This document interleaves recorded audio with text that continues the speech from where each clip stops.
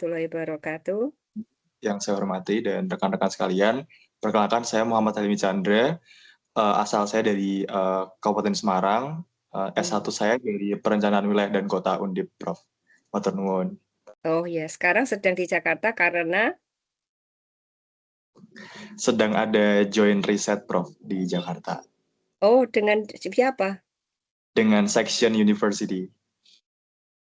Section. Itu Ya. bagian dari apa pekerjaanmu gitu?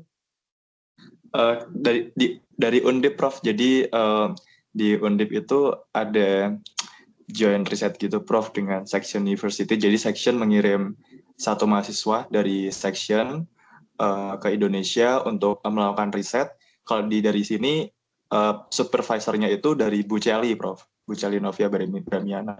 Jadi kami kolaborasi dengan Section University melakukan riset terkait perbandingan kualitas kanal dari zaman kolonialisasi Belanda dan di zaman sekarang gitu, Prof. Memang dilaksanakan di 3 kota, Semarang, Jakarta, dan Surabaya. Jadi nanti setelah ini kami ke Surabaya juga. Oh iya ya, bagus. Jadi kalau Bu Celi itu MPWK, PWK ya, betul ya? Atau arsitek?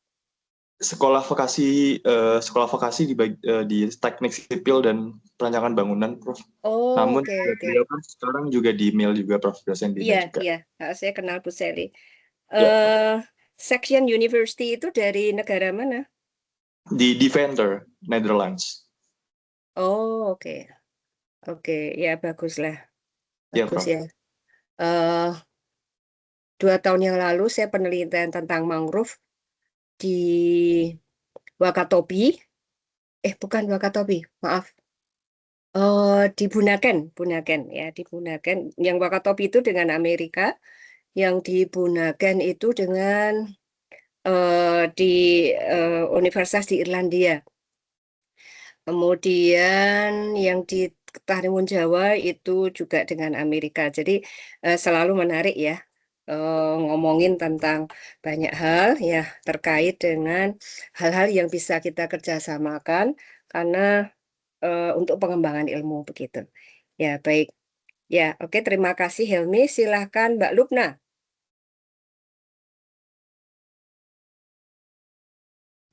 Assalamualaikum warahmatullahi wabarakatuh. Waalaikumsalam warahmatullahi wabarakatuh.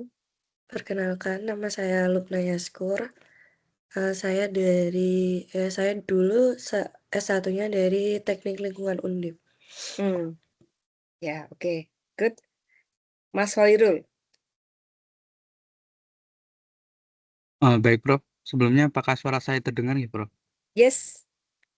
Ya, perkenalkan, Prof. Nama saya Muhammad Hoirul, biasanya dipanggil Hoirul. Asal saya Kabupaten Semarang, S1-nya dari Biologi Undip, Prof. Oh, oke. Biologi. Ya, bagus. Ya. Mas Takyudin. Baik, Prof. Sebelum perkenalkan, nama saya Zaki. Saya dari S1-nya PWK Undip, Prof. Ya, PWK Undip. Oke, baik. Mas Andrian. Oke, baik. Assalamualaikum. Perkenalkan, nama saya Andrian Kaspari, biasa dipanggil Andrian, Prof. Asal saya dari Kota Tangerang. Untuk S1-nya itu Pendidikan Geografi Universitas Negeri Malang. Malang ya. Oke, Prof. Malang. Oh, oke. Ya, baik. Ya, oke. Mbak Silvi. Nggih, Prof. Ya, silakan. Memperkenalkan Sebentar, diri. Prof. Oh, ya.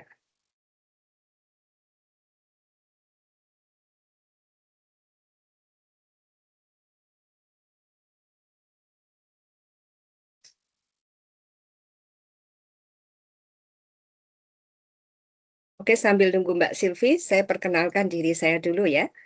Mbak Silvi sudah kelihatan. Oke, silakan Mbak Silvi. Mohon maaf, Prof. Tadi masih di ruangan mau ada rapat sama Pak Mar juga. Izin perkenalan, Pak. Saya Silvi Romayudisari. Dulu S1-nya saya di Teknik Lingkungan Undip. Oke, di teknik lingkungan ya. Ini masih di MIL ya? Iya, Prof. Oh, oke. Sudah offline ya, sudah mulai masuk offline ya. Iya. Ya, oke baik.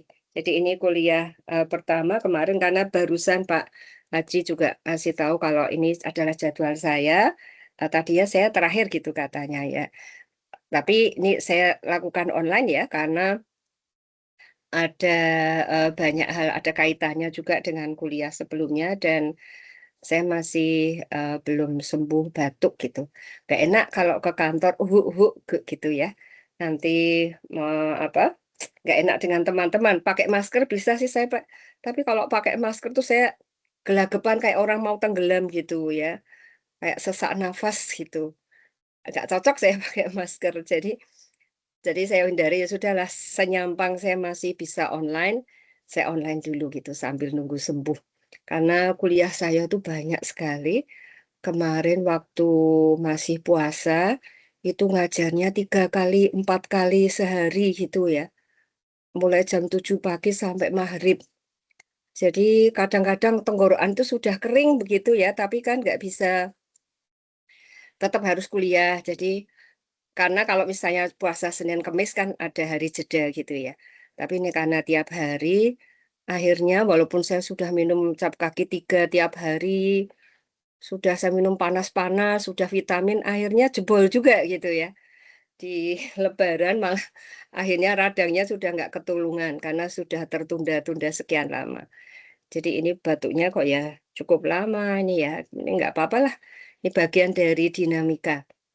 Ya karena mungkin saya sudah agak tua, jadi agak lama sembuhnya. Kan kalian tuh kayak anak-anak saya ya, anak-anak bungsu saya kali ini. Ya karena apa? Saya mungkin setua ibu bapak kalian deh. Ya saya sudah ngajar itu, saya sudah mengajar sejak 87. Berarti sudah 40-an tahun ya. 40 tahun lebih mengajarnya loh. Ya, saya S2 seperti kalian ini tahun 91 sampai 93. Jadi kalian jelas belum lahir, ya kan? Jelas belum lahir tuh 91 sampai 93. Tapi saya berkutat di lingkungan itu sudah sangat lama. Saya pernah jadi sekprodi di MIL, ya seperti Pak Fuad begitu, itu 2 kali periode. Sekprodi MIL 2 kali, kemudian Kaprodi DIL sekali. Selesai itu tahun 2022 atau 21 ya. 22 atau 21. Nah, setelah selesai di MIL saya baru ngurus professorship saya karena baru sempat. Ya akhirnya eh, s- eh, guru besar saya itu di tata kelola lingkungan. Jadi sesuatu yang sangat saya sukai. Ini bagian dari pendidikan yang diberikan oleh Prof. Darto ya. Karena saya aslinya dosen di FISIP dan waktu itu sama sekali tidak tahu apa itu lingkungan gitu ya. Nah, Prof. Darto itu yang mendorong-dorong saya supaya saya mengambil topik lingkungan. Ketika selesai S1, saya di administrasi publik, beliau di administrasi bisnis. Prof. Darto menganjurkan supaya saya melamar untuk beasiswa S2 di Kanada gitu ya, dan mengambil lingkungan. Saya mengambil karena saya tetap di administrasi publik, maka saya tetap di School of Public Administration, tapi mengambilnya di Kanada karena partly itu sebagian ya beasiswa itu diberikan oleh SIDA ya, Canadian International Development Agency begitu. Nah itulah saya baru agak mudeng apa itu lingkungan gitu. Ya, kemudian di Kanada karena negaranya sangat concern terkait lingkungan, maka eh, topik tesis saya itu juga terkait lingkungan. Jadi karena saya tidak bisa pulang saat itu, saya tetap di Kanada. Jadi saya mengambil library research itu ambil tentang kebijakan transmigrasi di Indonesia gitu. Karena jangan bayangkan sekarang ya, ini kan masih dulu ya tahun 91 93 begitu ya. Jadi transmigrasi itu masih ada gitu ya. Nah, akhirnya pulang ke Indonesia karena tidak ada exit permit dari rumah untuk ambil S3 di luar negeri lagi. Jadi akhirnya ambil sudah memang nggak sama sekali nggak melamar untuk beasiswa S3, dapatnya kuliah di UGM, ya di Prodi Ilmu Lingkungan. Jadi S3 saya adalah S3 Ilmu Lingkungan dari UGM. Prodinya itu kalau di UGM itu sekolah pascasarjana, tapi masuknya di sekolah di Fakultas Geografi. Jadi bagian dari geografi sosial gitu ya. Jadi tadi ada Mas yang dari geografi tadi kayaknya ada ya. Siapa ya? Mas Andrian ya? Atau siapa? Oke, saya Bu. Apa tadi prodimu Mas? Saya dari pendidikannya Bu, pendidikan geografi. Pendidikan geografi ya? Ya. Ada geografi sosial bukan? Ada geografi sosialnya? Ada Bu. Ya. Ya, jadi geografi itu kalau di UGM tuh geografi sosial, penginderaan jauh, kemudian apa ya? Saya kok lupa ya. Saya lupa karena bukan jurusan saya, jadi saya nggak ingat ya. Yang saya ingat ada penginderaan jauh, geografi sosial, geografi fisik mungkin ya. Geografi fisik kayaknya. Ya, kemudian ada ini. Nah, itulah yang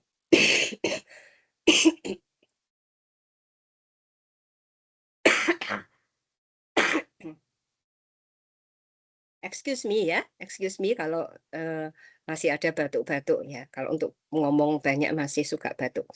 Ya baik, jadi eh kemarin kalian sudah membahas dengan Pak Haji, belum Bu Lita ya. Pak Haji itu tentang apa? Kalau terkait dengan hukum lingkungannya itu apa? Apa yang sudah diberikan? Mas Hilmi itu yang mana? Oh, Helmi ya, bukan Hilmi ya. Yang kontak saya Iya, itu Helmi, Prof. Helmi. Oh ya, bukan Iya, Prof. Hilmi. Saya nulisnya itu Hilmi. Oh, Helmi ya. Ya, Iya, oke. Prof. Ya. Kemarin apa Mas Hilmi? Helmi, sorry. Bahan-bahan yang diberikan Iya, apa? menjelaskan tentang UU nomor 32. 39 Prof, terkait 32, maaf Prof, tentang PPLH dari segi hukum perdata, pidana, dan administrasi begitu Prof. Jadi masing dijelaskan mekanismenya dan perbedaan dari sifat hukumnya begitu Prof. Disertai dengan best practice dan contoh-contoh di lingkungan nyata seperti itu Prof. Oke, baik. Baik. Jadi mata kuliah ini hukum dan kebijakan lingkungan ya. Jadi ada sisi hukumnya dan ada sisi kebijakan. Eh, Kebijakan itu ada sesuatu yang sudah tertuang begitu ya. Hukum itu sesuatu yang lebih bersifat umum. Ya, hukum. Jadi misalnya kita berbicara mengenai good governance itu ada law enforcement ya. Law enforcement itu supremasi hukum begitu. Bahwa hukum itu menjadi panglima di dalam tata kelola negara, tata kelola kepemerintahan begitu ya.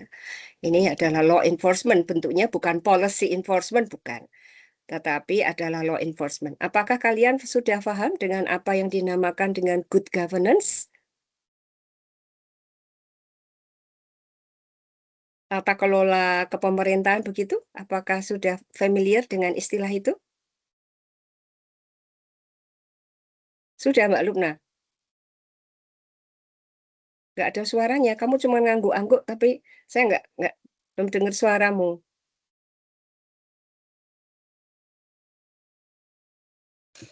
Insya Allah, Prof. Ya, oke. Sudah ada di pembahasan mata kuliah yang lain gitu terkait good governance?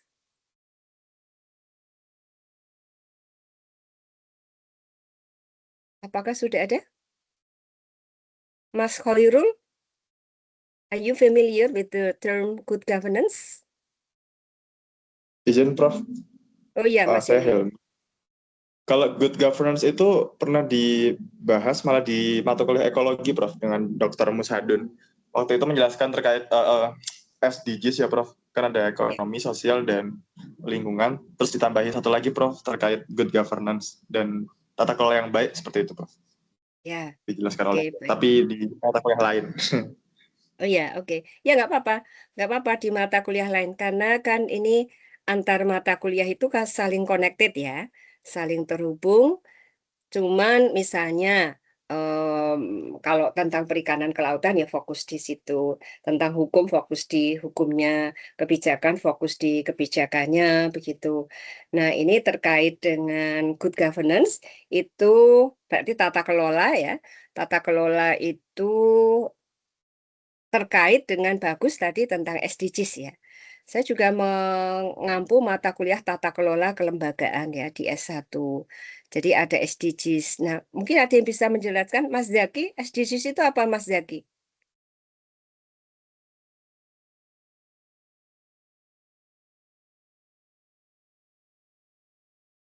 Zaki? Yaki Takyudin. Hilang nih Zaki. Ya, ya. Ya, apa Mas Zaki?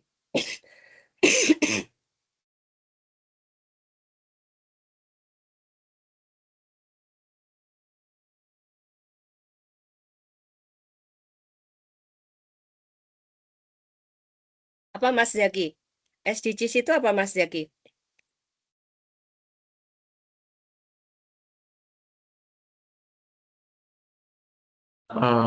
SDGs itu target untuk keberlanjutan lingkungan. Target apa? Jangan cepat-cepat. Target.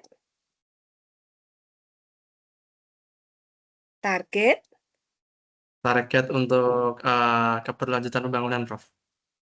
Keberlanjutan pembangunan. Itu siapa tuh yang memberikan SDGs itu siapa? Yang membuat SDGs itu siapa? Mungkin Silvi bisa Sepengetahuan membantu? saya itu Oh ya, silakan Zaki. sepengetahuan saya itu kesepakatan dari berbagai negara di PBB, Prof.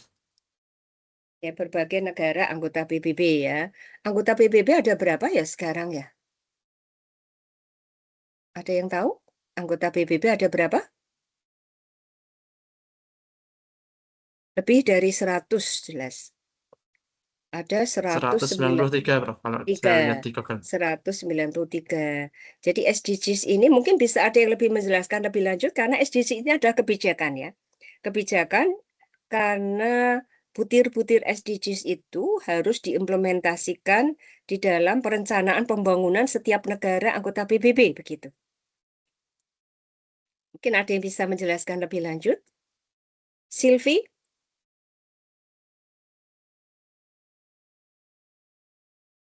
Silvi Romaya Dwi Sari.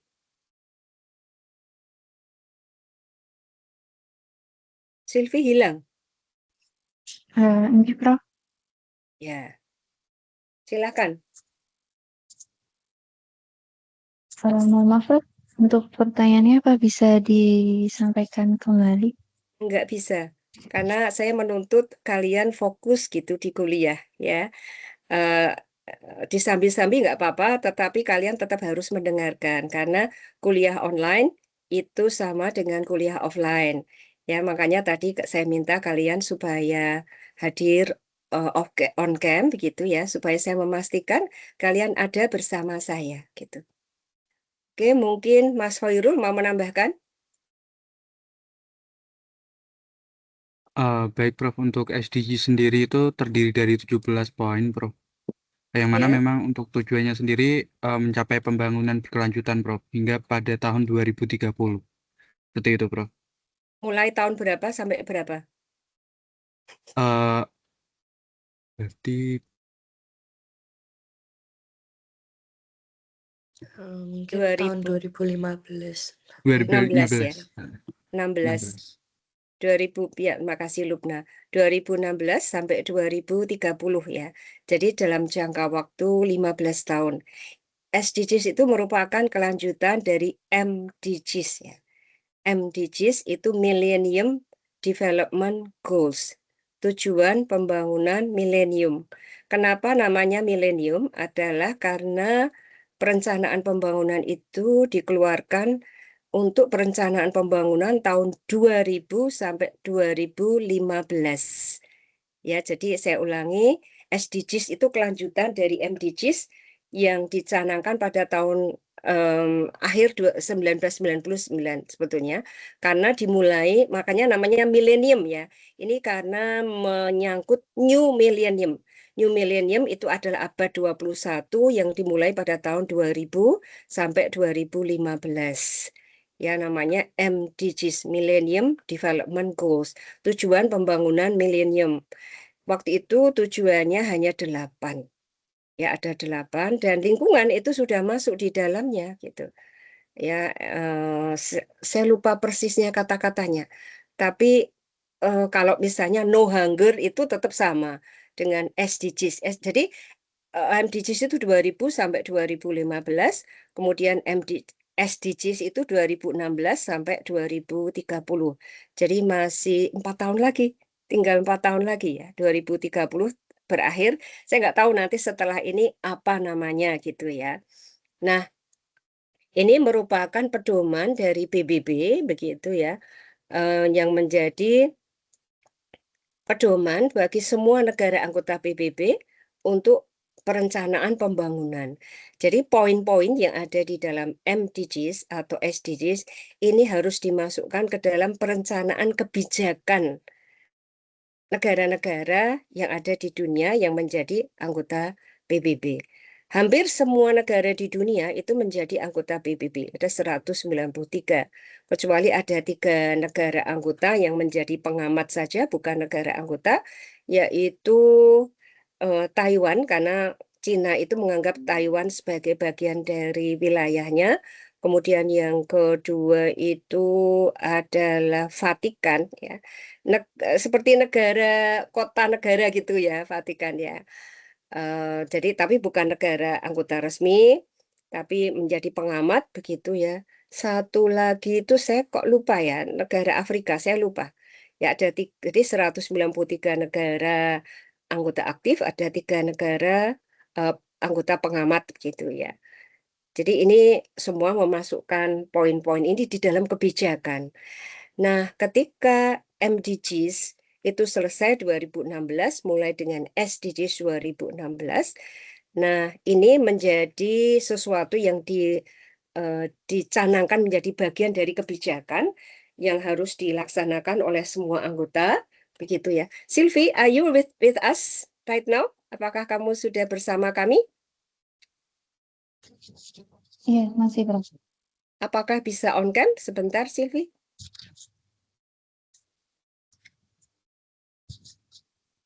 Ya, oke. Oke, fokus ya di kuliah ini ya, Sylvie ya. Ya, oke, baik, terima kasih. Nah, kalau yang lainnya silakan, kalau nggak akan on cam nggak apa-apa. Karena Helmi lagi sibuk banget tuh, kasihan nanti sambil on cam terus ya, Hel. Ya, nanti bajumu ada yang ketinggalan, nggak masuk tas lagi. Ya, nggak apa-apa. Saya juga ingat anak bungsu saya itu juga kayak Helmi ini. Kesana kemari, kesana kemari, kesana kemari. Ya, kemarin Lebaran juga tidurnya di kapsul, apa? Hotel kapsul. Iya, Ya, Bobo Pots, hotel Prof. kapsul. Ya, Nama hotelnya Bobo Pots, yang hotel kapsul itu, Prof. Saya juga sering, Prof. ya, ya, hotel kapsul di bandara itu ya, yang cuman masuk tok terus tidur itu. Ya, ya, jadi kadang dia di hotel kapsul, terus kemana lagi? Ke Oyo, kemana lagi gitu. Bolak-balik ya. Ya, baik. Jadi saya ulangi sekali lagi, jadi MDGs itu kemudian menjadi SDGs. Nah, apakah Pak Musadun waktu itu juga sudah menjelaskan mengenai poin-poin SDGs ini, Mas Helmi?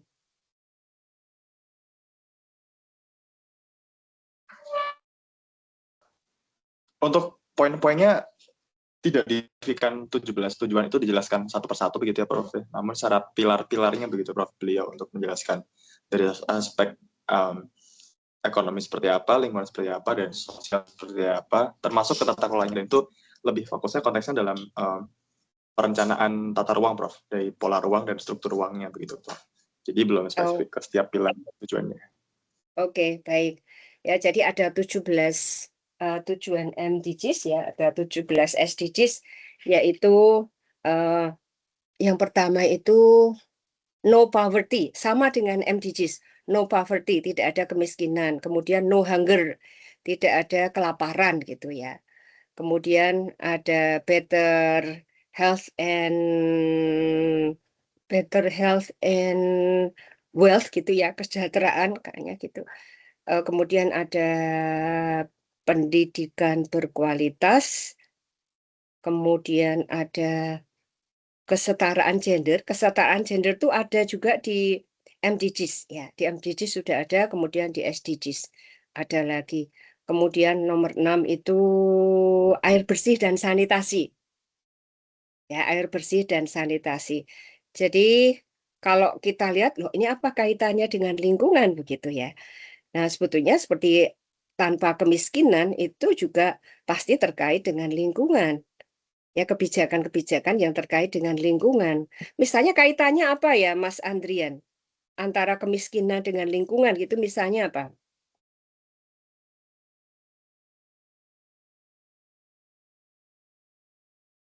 Mungkin permukiman kumuh, Prof. Coba, jadi jangan hanya satu kata. Ketika menjelaskan mohon penjelasan gitu ya, merupakan kalimat gitu.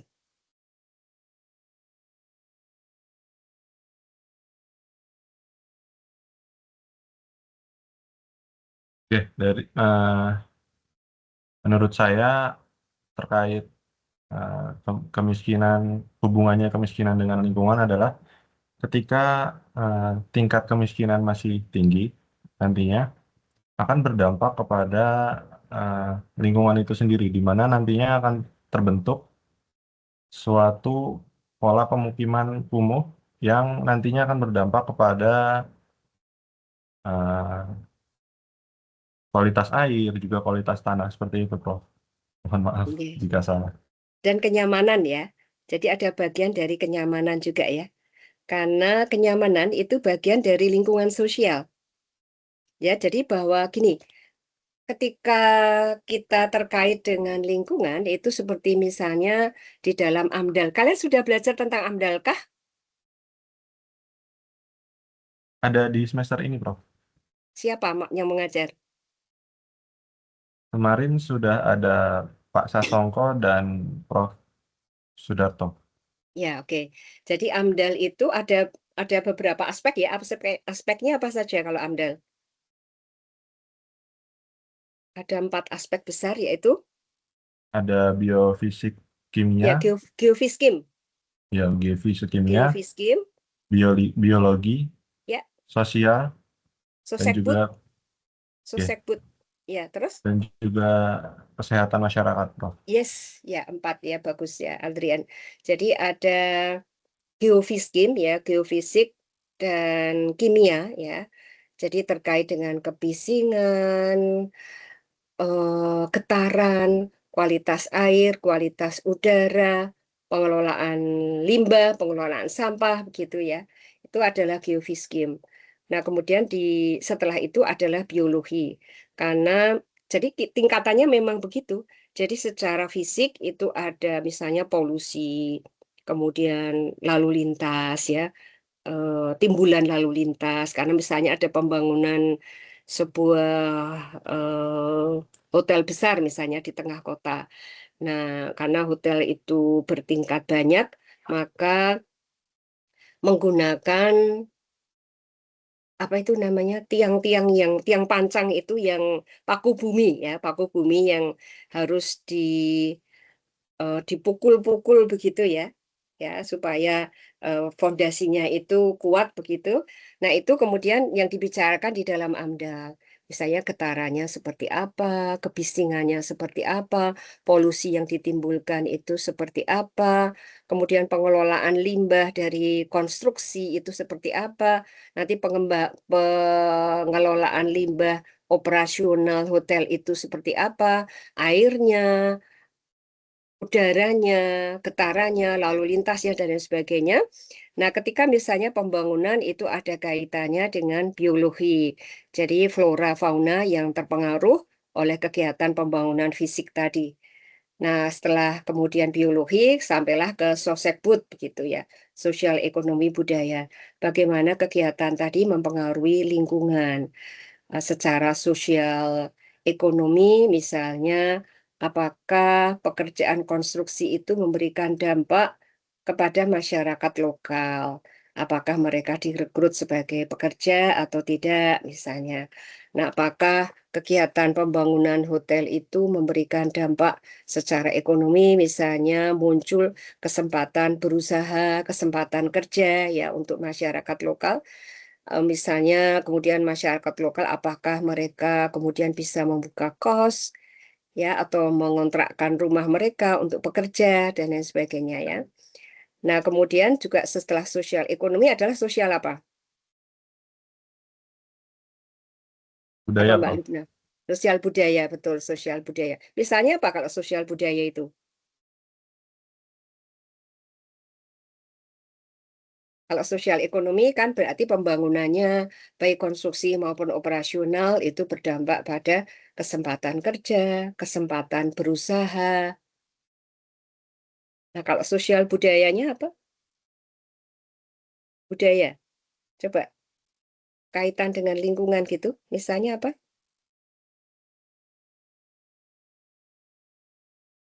Misalnya dengan norma-norma sosial yang ada di lingkungan kegiatan itu, gitu ya. Jadi misalnya apakah kedatangan, misalnya hotel ya, atau yang lebih besar lagi misalnya PLT pembangkit listrik tenaga panas bumi misalnya ya, yang akan berlangsung lama di situ. Nah ini misalnya ini apakah PMA ya, atau penambangan lah misalnya penambangan yang lebih jelas gitu dampaknya ya, lebih masif. Apakah penambangan itu dilakukan oleh full tenaga kerja lokal ataukah ada tenaga kerja asing? Nah, dampak dari keberadaan tenaga kerja asing itu terhadap lingkungan sosial di lingkungan pertambangan itu seperti apa? Nah, apakah misalnya kemudian membuat masyarakat ini terganggu atau tidak dengan kedatangan TKA ya, tenaga kerja asing. Karena TKA itu mungkin mempunyai ya kemungkinan besar kan mempunyai sistem sosial budaya yang berbeda. Bahasanya beda, cara berperilakunya beda, cara berhubungannya beda, makanannya beda. Nah, apakah mereka ini berdampak atau tidak gitu ya terhadap lingkungan sosial budaya masyarakat setempat. Jangankan tenaga kerja asing, ya bahkan tenaga kerja lokal itu juga bisa berdampak. Kalian tahu itu waktu pembangunan jalan tol. Jalan tol yang dari pertama itu kan yang dibangun di Semarang tuh jalan tol seksi C. Seksi C itu yang dari Tembalang sampai ke Jalan Majapahit ini ya di kota Semarang. Jalan Majapahit dekat rumah saya ini. Ada namanya pintu tol Gayam Sari itu dekat rumah saya. Nah, itu nanti sampai Tembalang itu adalah seksi C, itu yang pertama. Pertama dibangun, nah setelah itu kemudian berlanjut begitu ya, terus sampai ke sekarang sampai Solo ya beberapa tahun ini, sekarang sudah menuju ke Jogja lewat Prambanan gitu ya. Nah, ini terus berlanjut lah. Pada waktu pembangunan itu sampai ke daerah setelah Tembalang ya. Setelah Tembalang jadi daerah Kabupaten Semarang sampai kemudian ke Salatiga, Boyolali dan seterusnya. Itu kan pembangunannya bertahun-tahun ya. Bertahun-tahun lama sekali. Nah, itu ada dampak sosial ekonomi budaya ya pada masyarakat lokal. Apa misalnya Mbak Lupna dampaknya kira-kira?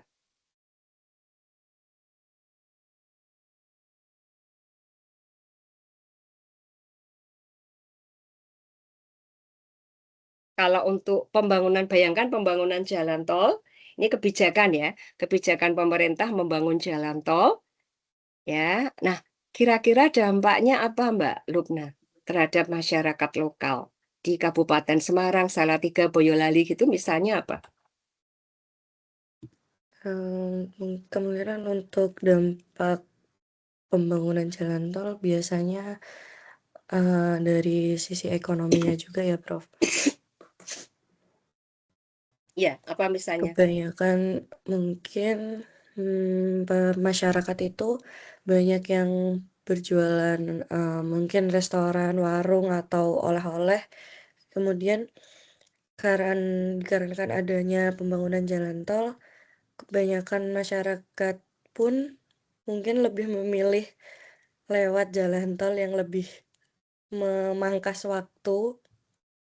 Jadi penghasilan dari warung itu sendiri berkurang. Ya, bahkan bisa berkurang drastis ya.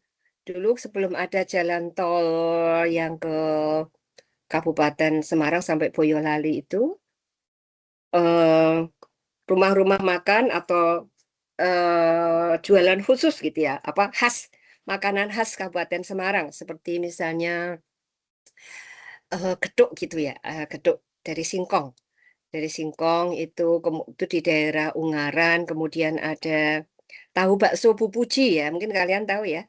Tahu bakso Pupuji itu dulu ramai itu di kanan jalan, kemudian di kiri jalan itu orang beli untuk oleh-oleh.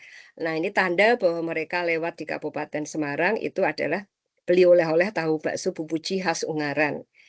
Nah, ketika jalan tolnya masih bisa keluar di wilayah Ungaran, itu ada begitu keluar ke kiri yang lewat Batu-Batu Cadas yang dibelah itu warung tahu baksonya Bu Puji, itu bukan warung ya, toko maaf.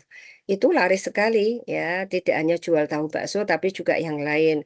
Kemudian ditambah di lantai 2 itu jual baju-baju gitu ya.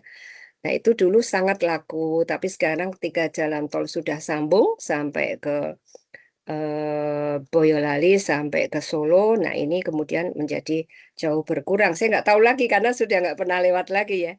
Apakah masih laku atau tidak itu nggak tahu saya. Tapi itu adalah dampak positif dan negatif. Itu ekonomi ya. Nah, secara budaya itu juga ternyata lucu karena ada mahasiswa MIL itu ya, mahasiswa MIL yang pegawai PU yang menangani pembangunan ruas jalan itu gitu. Nah, kata beliau itu dampak sosial budayanya seperti misalnya ekonomi itu bagus karena pekerja yang bekerja bertahun-tahun ya itu kan proyeknya lama ya sampai tahunan ya 2-3 tahun atau bahkan 4 tahun gitu. Nah, itu kan mereka kos di rumah-rumah warga di Kabupaten Semarang gitu. Nah, ternyata lucu Mas Hilmi. Jadi lucunya itu apa? Karena ini mereka para pekerja dari luar daerah itu kemudian interaksi dengan Helmi. Halo, halo. Iya, Prof. Ya, Iya, Prof. ya. Jadi ternyata selain dampak ekonomi itu sosial budayanya adalah mereka yang kos itu ternyata berinteraksi juga dengan warga lokal. Dan kata mahasiswa MIL yang waktu itu ya, dia pegawai PU itu ada 5 yang di desa atau kecamatan yang dia bertugas gitu ya di ruas jalan itu ada 5 anak gadis lokal itu yang hamil loh, yang hamil dengan pekerja luar itu gitu. Jadi dulu waktu itu saya terheran-heran ya dengar dampaknya. Oh, dampaknya sampai segitu ya. Iya Bu, gitu ya karena itu mas-mas yang dari luar daerah ini mungkin kan ganteng-ganteng nggak tahu lah saya ya. Orang luar mungkin dari Jawa Barat atau dari mana gitu ya.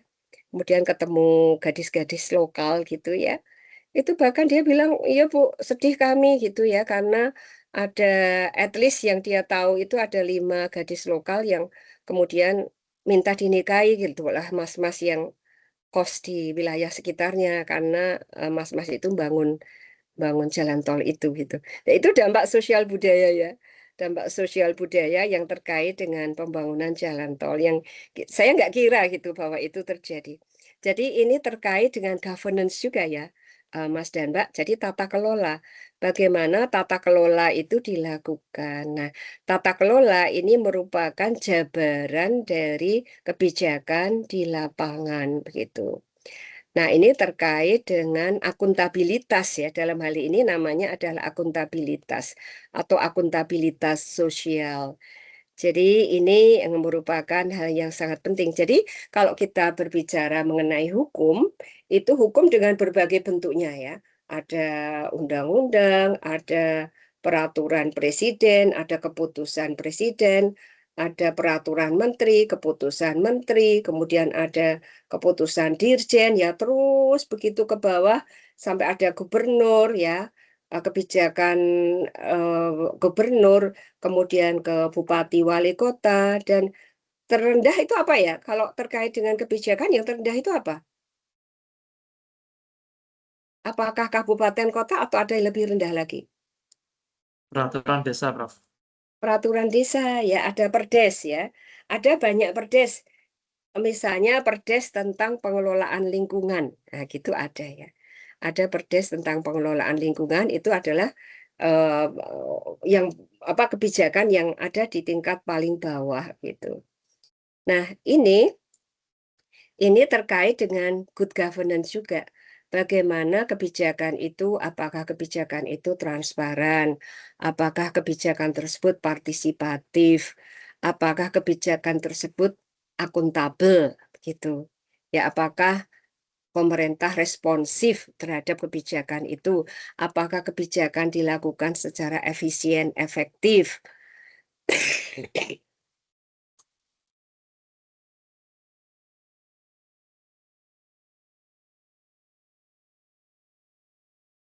Bentar ya, ada tamu, sebentar.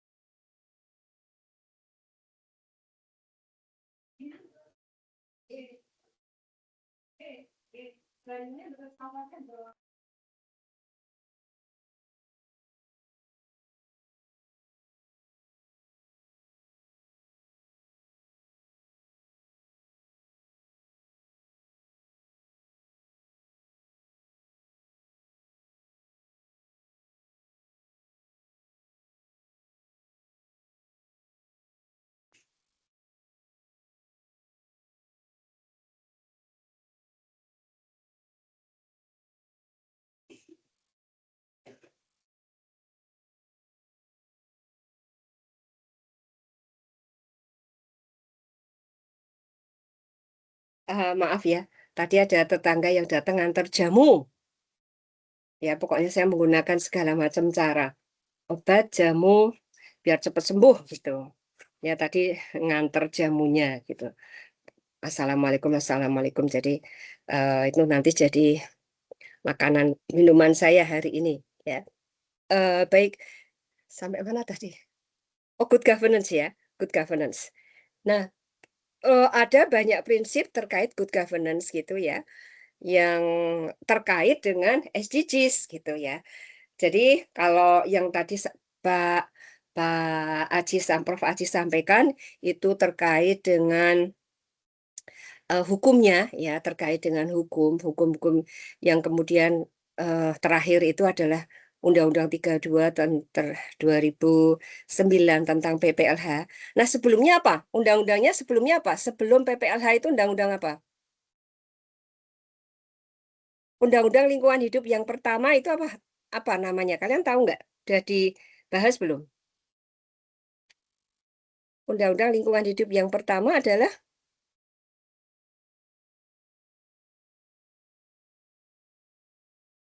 Undang-undang PLH namanya. Undang-undang PLH. Pokok-pokok lingkungan hidup. Pokok-pokok. Ya, Undang-Undang nomor 4 tahun 1982. Maaf, saya belum punya PPT-nya ya. Saya pikir sudah dibahas. Nah, tapi nanti tak bikinkan PPT-nya. Pak, saya tulisnya biar saya ingat.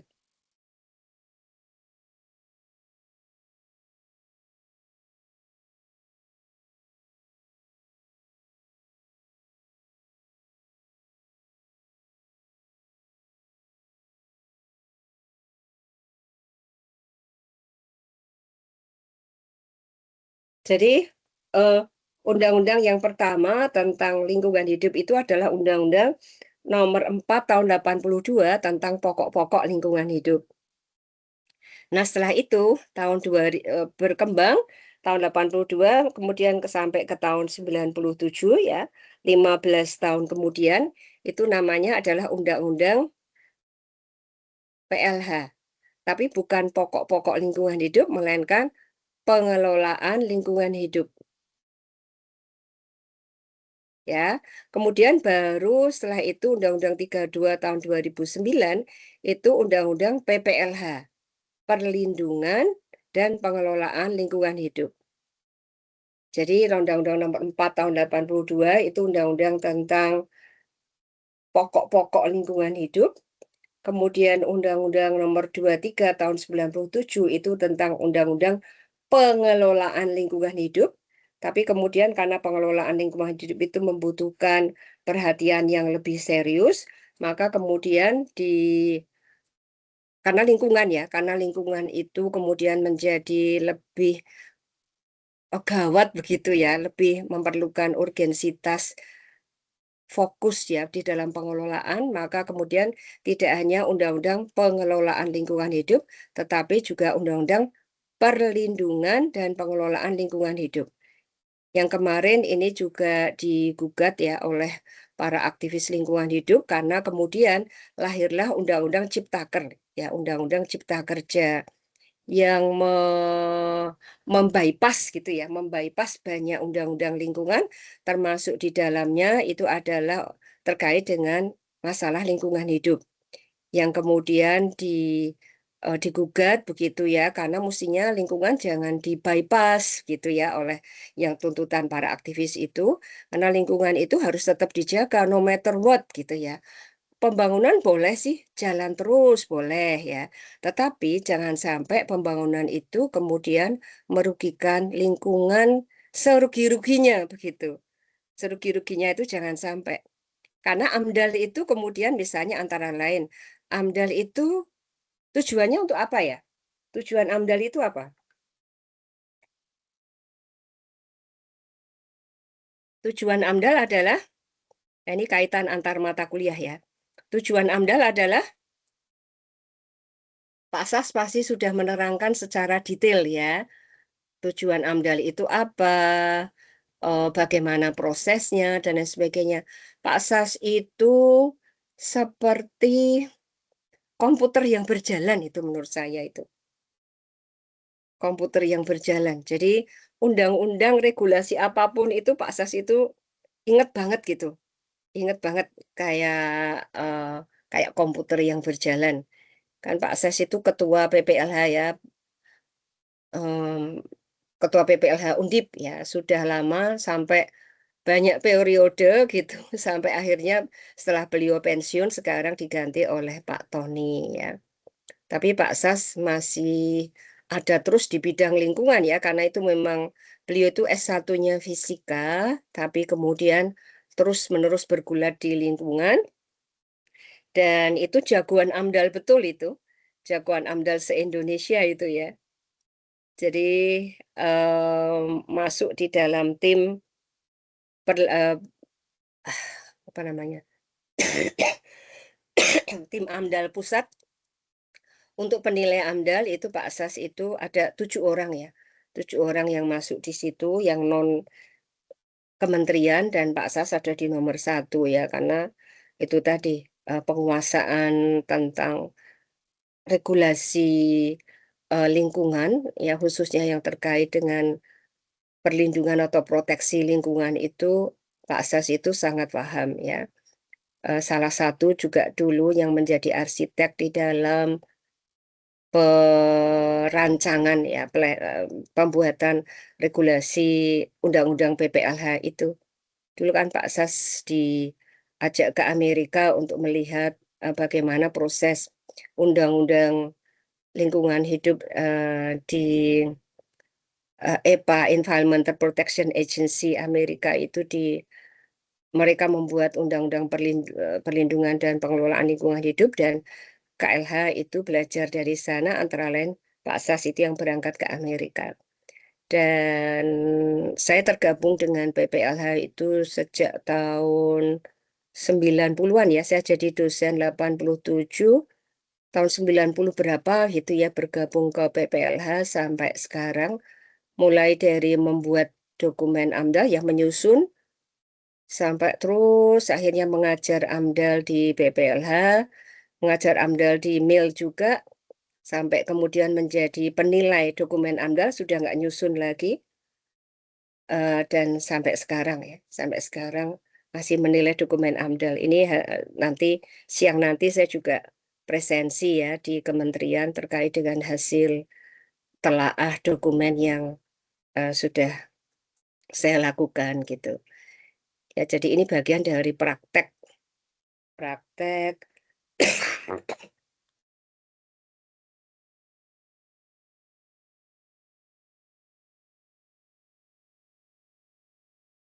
dari praktek pengelolaan lingkungan hidup yang kami lakukan gitu. Ya, by the way, apakah ada pertanyaan? Ini silahkan loh. QA itu berlangsung terus selama kuliah, jangan sampai menunggu saya minta tanya atau saya minta menjawab, tapi silahkan ya. Silakan ya Mbak Lubna, Mas Wairul, Mas Helmi, Andrian, Mbak Zaki, dan siapa tadi yang hilang? Hilang tuh. Siapa tadi? Siapa? Saya tahu. Tak ngeprint dulu ya. Saya mau ngeprint nama-nama yang kuliah.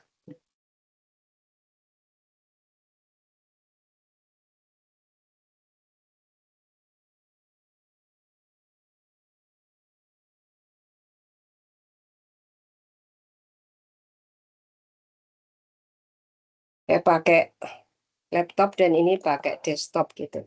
Karena laptop saya nggak terhubung dengan printer.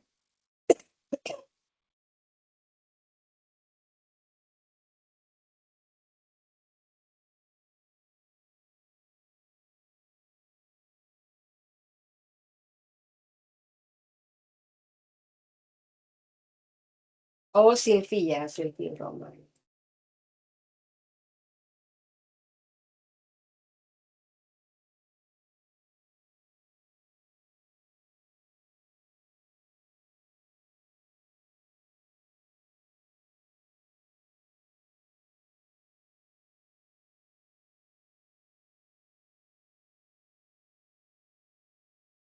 Ya, baik.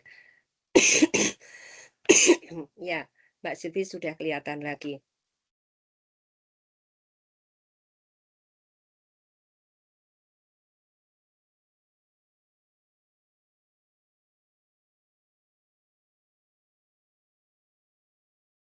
Silakan kalau ada yang mau mengajukan pertanyaan.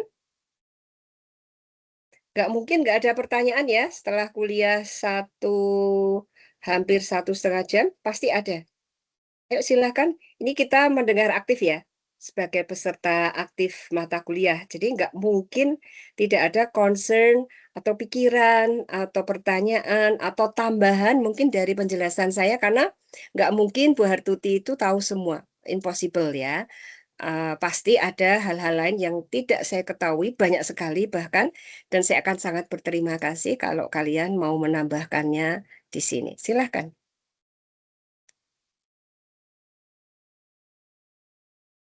Ya, Helmi, silahkan.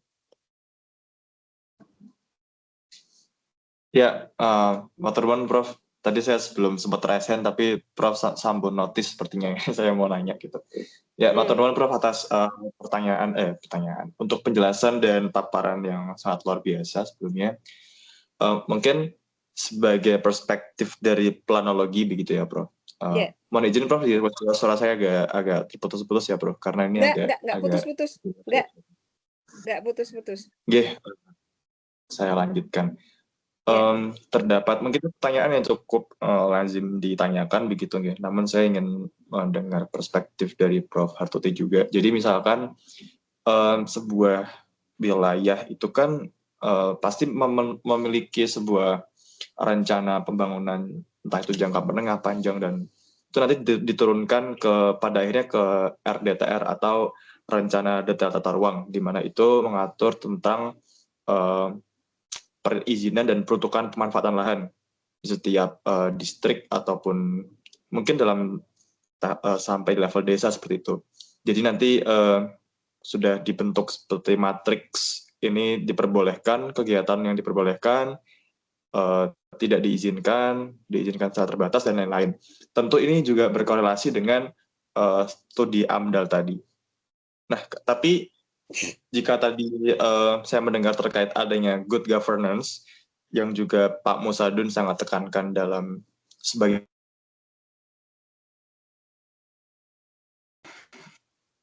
itu juga tentunya akan sangat tata kelola pemerintahan yang misalkan terdapat sebuah area yang seharusnya ini di preservation seperti itu. Contohnya seperti lahan sawah yang dilindungi atau LSD. Namun saat ini kan saya tinggal di Ungaran ya Prof. Banyak sekali area-area persawahan yang dahulu saat saya kecil sampai mungkin saya SMP begitu, sekitar 15 tahun itu masih di preserve sebagai LSD. Namun tiba-tiba di penghujung sebelum COVID begitu 2020 itu terjadi land conversation yang cukup masif, terutama di daerah Ungaran. Dan impact-nya mungkin di akhir-akhir tahun ini mungkin sering terjadi banjir atau seperti zero runoff seperti itu. Jadi air tidak punya tempat untuk meresap ke dalam tanah karena semua tanah sekarang sudah dikonvert jadi beton atau konkret seperti itu. Jadi mengapa gitu Prof itu bisa terjadi? Padahal memang dalam planning itu kan sudah di analisis kesesuaian dan kemampuan lahan ya Prof. Jadi menurut saya itu bisa terjadi karena lahan itu sudah tidak mampu dan nggak sesuai peruntukannya. Ini seharusnya buat RTH, namun di-convert entah itu menjadi area komersial, entah itu lahan terbangun, permukiman. Itu kan juga pasti berkaitan ya Prof, terkait siapa yang memberi izin dan lahan hijau gitu menjadi lahan kuning seperti itu, gampangnya seperti itu Prof. Saya ingin mengetahui perspektif Prof Hartuti terkait fenomena ini seperti Prof. Sejauh mana ini akan berlangsung? Soalnya kalau misalkan ini seperti dibiarkan begitu saja, nanti bisa-bisa sebuah wilayah tidak ada ruang terbuka hijaunya gitu ya Prof. Gak ada area buat preservation, dan apakah ini bisa mungkin terjadi begitu Prof jika praktik seperti ini tidak diintervensi gitu dan dianggap sebagai business as usual, seperti praktik yang dinormalisasikan seperti itu dalam tata kelola pemerintahan kita. Mungkin begitu Prof. Matur nuwun. Ya.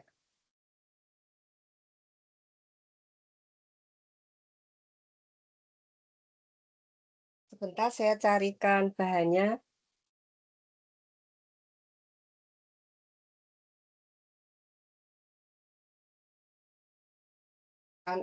Ada, karena ini saya pakai desktop dan laptop ya Mas Helmi, sebentar ya.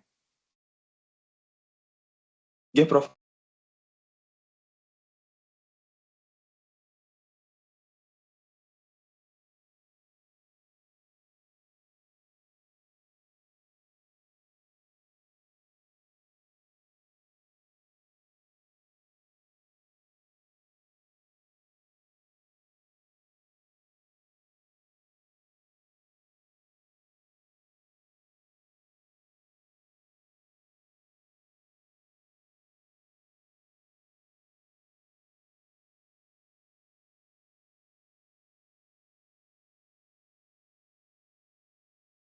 Ini saya taruh di sini. Ini karena saya nggak tahu kalian sampai di mana ya. Jadi accordingly saja saya carikan di sini.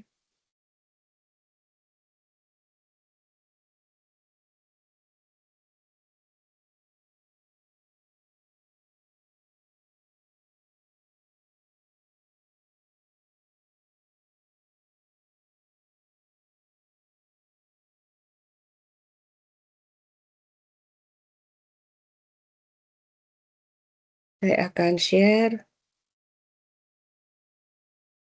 Nah, ini adalah good governance. Ya, apakah sudah kelihatan? Sudah ya? Oke. Baik, ini Sudah, jadi ada good governance yang menurut PBB. Jadi ini yang lengkap gitu ya. Jadi ada participation, ada law enforcement, transparency, equality, responsiveness, strategic vision, accountability, ada control and check, efficiency and effectiveness, kemudian ada professional. Nah, ini adalah prinsip-prinsip yang sebetulnya good governance ini kenapa sih ada di dunia begitu. Ini sebetulnya pertama yang mengemukakan itu adalah Bank Dunia. Jadi kalau ada negara yang mau utang ke Bank Dunia gitu ya, Bank Dunia itu kemudian mensyaratkan bahwa negara yang diberi utang itu harus menerapkan good governance gitu ya. Karena mereka ingin memastikan bahwa uang yang diutangkan ya menjadi piutang itu nanti akan kembali dengan baik plus bunganya tentu ya. Nah, inilah yang kemudian dikejar bahwa kita sebagai negara pengutang itu harus punya gitu. Nah, mari kita bahas satu persatu. Ini gambar ya, jadi gambar kartun supaya lebih mudah dipahami. Jadi yang pertama itu tadi ya, ini ya, participation. Jadi ada partisipasi bahwa tadinya ini yang pakai peci ini diibaratkan birokrat gitu ya. Pegawai pemerintah kemudian di sebelah kanan ini adalah rakyat. Yang tadinya mulutnya itu digembok gitu ya. Nah, kemudian ini gemboknya dibuang gitu ya, karena boleh bersuara. Jadi apa? Ini Pak pemerintah ini birokrat ini bilang ya silahkan ngomong gitu. Oke bos gitu ya. Jadi partisipasi masyarakat itu sangat diutamakan. Jangan sampai di dalam pembuatan kebijakan itu masyarakat dinafikan gitu ya suaranya. Nah, ini partisipasi. Yang kedua adalah law enforcement. Law enforcement itu artinya ini hakim ya yang memegang palu, di sebelah kanan ini birokrat, di sebelah kiri ini rakyat. Law enforcement itu artinya kedua pihak ini baik pemerintah maupun rakyat ini atau warga gitu ya, atau publik ya. Nah, ini kebijakan publik itu mempunyai kedudukan yang sama gitu ya. Ada law enforcement, kedudukan yang sama bahwa hukum itu ditetapkan dan kemudian diimplementasikan gitu ya. Dan implementasikan itu tidak tebang pilih begitu mestinya. Mestinya ini idealnya tidak tebang pilih. Jadi siapapun yang salah kemudian ya dihukum. Siapa yang melenceng dari regulasi tidak boleh gitu. Ini idealnya ya Mas Helmi ya. Jadi ini adalah ideal bahwa yang berlangsung adalah law enforcement. Bahwa misalnya tadi yang disampaikan Mas Hilmi itu ada LSD, lahan sawah dilindungi. Tujuan LSD itu apa ya? Tujuan LSD apa? Untuk ketahanan pangan, Prof, sebetulnya, Prof. Ya, lebih jelas lagi untuk ketahanan pangan, lebih jelas lagi penjelasannya. Jadi LSD kan artinya lahan sawah yang dilindungi ya, Prof. Jadi untuk LSD ini kan adalah dari ditetapkan sebenarnya dari pemerintah pusat, dalam hal ini mungkin dari Kementerian ATR seperti ini, Prof. Jadi lahan itu dipertahankan untuk lahan pertanian pangan. Jadi seakan-akan LSD ini menjadi lahan yang di-lock atau dikunci gitu agar tidak bisa dialihfungsikan menjadi bangunan, entah lahan terbangun apapun gitu, Prof. Jadi tujuan utamanya sebenarnya melindungi dari lahan sawah, dari alih fungsi lahan, dari fungsi non pertanian, dari fungsi pertanian menjadi non pertanian seperti itu, Prof. Sehingga ini bisa menjamin kesediaan beras nasional seperti itu, Prof. Ya, jadi nggak boleh ya. Jadi itu lahan sawah. Kenapa dilindungi? Itu karena biasanya LSD ini adalah sawah-sawah yang bagus, yang produktif, kemudian sudah mendapatkan perlakuan dari negara. Jadi misalnya lahan yang, lahan sawah ya, lahan sawah yang mendapat pengairan gitu. Jadi pengairan itu mahal loh. Pembangunan saluran-saluran irigasi itu sangat mahal. Ya karena membutuhkan lahan pasti ya, dibangun saluran irigasi itu pasti butuh lahan untuk lewat ini aliran-aliran air. Nah itu kan ada saluran air primer, sekunder, tersier begitu ya. Kan itu merupakan satu jaringan yang dirancang dengan sungguh-sungguh supaya setiap lahan sawah itu mendapatkan air sehingga sawah itu kemudian bisa dipanen gitu ya. Dan biasanya LSD ini karena mendapat prioritas pengairan maka bisa dipanen 3 kali setahun gitu ya. Jadi kalau lahan biasa yang tidak dipanen, maaf, yang tidak diairi drainase itu mungkin hanya bisa 1 atau 2 kali per tahun, maka yang diberi saluran drainase ini karena terus-menerus dijamin mendapatkan air, maka bisa panen 3 kali setahun. Gitu ya. Nah, ini penting. Hasil produksi padinya itu penting untuk ketahanan pangan karena bagaimanapun masyarakat Indonesia itu makanan pokoknya itu masih nasi. Jadi nasi itu merupakan bahan makanan utama. Ada di antara kalian yang nggak gitu suka nasi? Misalnya sudah mulai makan sumber-sumber pangan lain selain nasi. Misalnya singkong, kentang, umbi-umbian gitu. Apakah sudah ada? Silvi, apakah Silvi selalu makan nasi atau bisa juga sumber pangan karbohidrat yang lain? Sampai sejauh ini masih lebih milih nasi sih, Bu. Cuma Ya, bisa konsumsi yang lain juga. tapi kalau misalnya nggak makan nasi sehari gitu gimana? Biasanya pernah waktu itu nggak makan nasi sehari kayak gak apa-apa yang penting ada sumber karbo lain yang masuk. Ya, kan nggak harus nasi ya. Iya, betul. Tapi juga jangan sampai kalau nggak nasi itu kemudian harus makan mie gitu atau roti ya, sama aja. Karena roti atau mie itu dari gandum yang 100% atau 1000% itu impor, ya kan? Impor. Kalau nasi sih masih mending kita bisa menghasilkan beras. Tapi kalau mie dan roti itu kan fully impor ya, karena kita nggak punya lahan gandum gitu. Kalau Lubna gimana? Lubna masih harus makan nasi? Biasanya cewek-cewek yang lebih concern ke makanan nih. Kalau dari saya sih masih kebanyakan nasi, Prof. Kemungkinan kalau seandainya enggak nasi tetap ada protein yang lebih banyak sih. Ya, Iya. protein itu sebetulnya yang paling penting ya. Nggak harus karbo kan, tapi protein. Tadi pagi itu saya beli salad di pasar dekat rumah saya itu. Kalau pagi ada salad tapi jumlahnya nggak banyak. Jadi harus pagi bener gitu ya. Datang jam 6, setengah 7 gitu. Nanti besok itu udah langsung habis. Karena dia nggak jual banyak. Jadi ada irisan kol, kol biasa, kol merah, wortel, terus apa wortel setengah matang gitu. Terus ada jagung, timun, tomat, selada tentu ya. Kemudian ayam, ayamnya itu dimasak kering gitu. Ya, dikasih wijen, kemudian dengan telur ya, telur rebus dan salad ya, maaf dengan dressingnya ya, dressing itu apa ya? Dressing itu adalah kuahnya ya, apa apa sih bahasa Indonesianya aku bingung. Apa ya? Ini apa Lubna? Topping ya, Prof? Topping, iya bukan topping, kuahnya itu loh, kuah yang nanti bisa pilih macam-macam, bisa coklat, kuning, hijau, ya putih itu loh. Saus-saus, ya saus. Ya, misalnya Thousand Islands itu ya saus itu.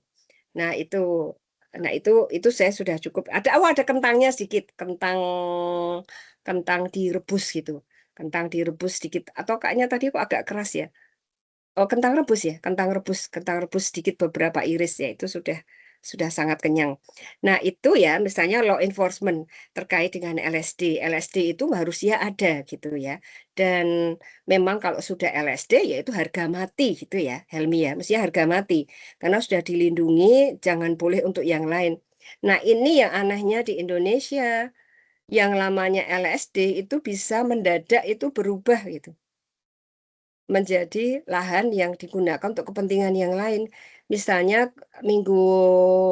bulan kemarin ya. Oh bulan ini itu saya menilai sebuah dokumen AMDAL, rencana pembangunan pabrik gitu ya. Sebuah pabrik besar di sebuah kabupaten di Jawa Tengah. Nah, itu saya lihat dari petanya, sebetulnya petanya itu mirip ya hampir kotak begitu ya. Ini lahan hijau, LSD. Tapi mendadak itu perusahaan tadi itu mendadak ada seperti jalur begitu ya, dari utara ke selatan susrut gitu, dapat izin dia, dapat izin dari Kementerian ATR BPN. Jadi izinnya memang bukan dari lokal, dari Kementerian ATR BPN. Gitu ya, bisa ada di tengah-tengah yang hijau itu ada menjulur gitu ya dari utara ke selatan sekitar 5 hektar begitu ya. Itu jadi lahan pabrik. Nah, itu yang kemudian waktu rapat itu saya tanyakan lah, kok bisa ya? Ini di LSD kok bisa kemudian dibolehkan gitu ada lahan pabrik. Nah, kata pemrakasa atau pemilik usahanya itu dia bilang lah sudah ada Bu izin dari Kementerian ATR BPN gitu. Nah, wah ini pasti ada backingnya nih. Ada backingnya yang kuat itu ya. Kenapa lahan LSD itu bisa jadi eh, kawasan usaha gitu ya, bisa jadi pabrik. Nah, ini bukti bahwa Helmi bahwa good governance itu belum berjalan baik ya di sini, bahwa law enforcement ini nyata-nyata terjadi. Dan ada banyak hal yang lain, misalnya hutan. Bukan lahan sawah ya, misalnya hutan. Hutan lindung. Hutan lindung itu bisa kemudian ditabrak gitu jadi kawasan pertambangan coba. Hutan lindung ya. Dulu bayangan saya itu yang namanya hutan lindung tuh sakral gitu ya. Sakral. Karena hutan itu kan tingkatannya macam-macam. Ada hutan lindung, ada hutan produksi gitu kan. Nah, ada hutan macam-macam. Ada namanya apa? Cagar alam gitu ya. Ada taman nasional gitu kan. Kriterianya macam-macam. Kegiatan yang bisa berlangsung di situ itu sesuai dengan statusnya. Kalau taman nasional, yaitu berarti hutannya nggak boleh dirubah untuk yang lain, karena taman nasional berarti segala kegiatan itu terkait nanti ada struktur organisasi di bawah tata kelola Taman Nasional X gitu ya. Ada ada ada yang mengayomi begitu. Ya, ada yang mengurusi. Kemudian cagar alam juga demikian, kemudian hutan lindung. Kalau hutan lindung itu bayangan saya ya sudah sama sekali sama sekali nggak bisa untuk kegiatan yang lain, hanya boleh untuk dilindungi gitu. Tapi ternyata prakteknya enggak. Ya somehow itu ya tangan-tangan yang kuat itu bisa merubah hutan lindung itu menjadi bahkan tambang. Bahkan bisa menjadi lahan tambang. Ini yang sering membuat saya sedih ya. Kenapa ya kok bisa ya namanya hutan lindung bisa lahan tambang. Nah, ini terkait dengan good governance yang terkait dengan law enforcement, Helmi. Bahwa law enforcement itu berjalan dengan baik. Dulu pada waktu saya kuliah itu di mata kuliah kebijakan publik itu saya tahu ada buku namanya The Asian Drama, drama Asia gitu, The Asian Drama yang mengarang itu Maria Duveze, Maria Duverger gitu. Mungkin kalian bisa lihat itu nanti. Maria Duveze itu mengatakan bahwa implementasi kebijakan itu ada negara-negara yang dia kelompokkan menjadi soft dan hard policy. Ada soft policy dan ada hard policy. Soft policy itu adalah negara-negara yang lunak begitu ya, lunak di dalam kebijakan publiknya khususnya di dalam implementasi. Dan ini nyata gitu ya bahwa buku itu diterbitkan tahun 1961 dan Indonesia itu explicitly masuk di situ, masuk di dalam eh, masuk di dalam kawasan negara-negara Asia yang termasuk law enforcement policy-nya itu lemah gitu. Dan itu tahun 1961 loh. 1961 itu sudah 60 tahun yang lalu.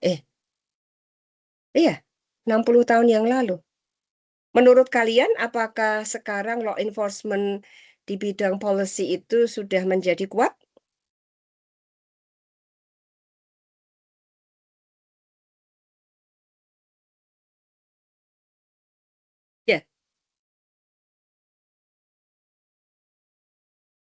Silvi?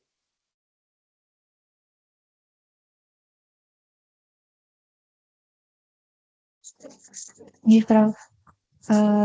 Kalau menurut saya di Indonesia saat ini law enforcement-nya lebih cenderung ke lemah ya, Prof. Karena beberapa kebijakan tuh atau policy itu kayak masih simpang siur atau kurang tegas untuk diterapkan di Indonesia. Masih banyak oknum-oknum yang menggunakan orang dalam untuk kebijakan atau policy itu. Jadi kayak adanya kebijakan itu tuh belum sekuat itu gitu. Masih ada apa ya backingan atau Ya, masih ada cara celah ya. lain untuk bisa dapat iya. Ya, masih ada orang-orang yang bisa menggunakan celah begitu. Entah itu dari sisi birokrasi, entah itu dari sisi pengusaha begitu ya, atau warga yang kuat, itu bisa mencari celah ya di dalam pelaksanaan kebijakan ya di sisi regulasi. Jadi law enforcement itu tahun 1961 ketika Maria Duveze menulis buku tentang The Asian Drama itu bahwa implementasi bahwa kebijakan publik di Indonesia itu termasuk nama Indonesia eksplisit disebut ya sebagai negara yang kebijakannya lemah itu sampai sekarang masih terjadi dan korbannya sering itu adalah lingkungan. Ya, tadi bahwa LSD yang ditanyakan Helmi itu kenapa terjadi. Itulah anehnya Helmi, kenapa hal itu bisa terjadi. Mestinya tidak. Mestinya tidak kalau hukumnya itu diberlakukan dengan ketat. Ya, misalnya tadi karena kalian ada di PWK ya beberapa ya. Jadi PWK itu kan perencanaan wilayah kota. Jadi perencanaan wilayah itu mestinya sudah dihitung ya daya dukung, daya tampung ya. Walaupun belum semua daerah itu punya rencana tata ruang wilayah yang bagus gitu. Ya, kalau provinsi itu kalau misalnya wilayah darat karena ada RT RW. Kalau wilayah laut apa namanya? Perencanaannya ada di wilayah laut namanya. Kalau di darat itu RT RW. Kalau di laut namanya RZWP 3K. Ya, rencana zonasi wilayah kelautan dan apa ya? RZWP 3K. PP-nya K, kelautan. Rencana zonasi, Rencana zonasi wilayah pesisir dan ya, pulau-pulau kecil, Prof. ya rencana wilayah zonasi pesisir, rencana zonasi wilayah pesisir dan Pulau-pulau kecil. pulau-pulau kecil pulau-pulau ya, kecil. pulau-pulau kecil ya. Itu kan kalau di laut ya, kalau di darat itu adalah RT RW ya. Belum semua daerah misalnya walaupun itu wilayah perairan, belum semua daerah punya RZWP 3K. Karena untuk membuat RZWP 3K itu kan butuh studi ya. Butuh studi yang mendalam terkait dengan potensi, kemudian risiko dan lain sebagainya dan lain sebagainya. Ya, ada banyak hal yang harus dimasukkan di dalam RZWP 3K sebelum itu jadi. Jawa Tengah itu sudah termasuk daerah yang awal-awal yang punya RZBP 3K, jadi bagus. Tetapi memang ya belum sempurna lah, tapi sudah ada. Di banyak daerah, karena negara kita kepulauan, mestinya semua provinsi itu sudah punya, tapi nyatanya belum ya. Karena berbagai alasan ya, yang karena alasan politik, alasan kepentingan, alasan pendataan dan lain sebagainya belum ada RZWP 3K. Nah, sama itu kalau di wilayah darat terjadi pelanggaran-pelanggaran terhadap RT RW.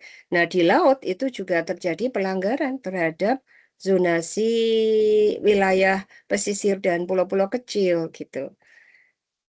Ya, misalnya tidak boleh menambang pasir laut begitu ya. Nah, tapi kemudian ada regulasinya yang saya lupa nomornya. Tapi bahwa sebetulnya pasir di laut itu boleh diambil, tapi sebetulnya itu untuk wilayah-wilayah yang ada sedimentasi pasir yang mengganggu gitu. Jadi misalnya ada pulau kecil begitu ya, yang karena arus laut sedemikian rupa sehingga pasir-pasir itu menumpuk menjadi sedimentasi di sekeliling dermaga misalnya ya, sehingga kapal itu tidak bisa merapat. Saya pernah melihat video itu sebuah pulau di mana begitu ya, yang warganya itu menanam pisang. Biasanya pisang itu diambil ya oleh kapal-kapal yang datang, dibawa ke luar pulau. Ya nanti sehingga warga bisa mendapatkan pemasukan. Nah, berhubung wilayah di sekitar dermaga itu sudah sedimentasinya parah, maka kapal tidak bisa mendarat. Sehingga warga yang marah itu membuang pisang-pisang ini ke laut ya. Nah, untuk kasus seperti itu boleh. Kawasan pesisir di sekitar dermaga itu dikeruk begitu ya, karena untuk kelancaran kegiatan perekonomian. Tapi kemudian undang-undang ini kan kemudian digunakan juga untuk kepentingan bisnis gitu. Kalian mungkin masih ingat ketika muncul kontroversi terkait dengan kebijakan apa yang tentang pasir laut, ada yang masih ingat?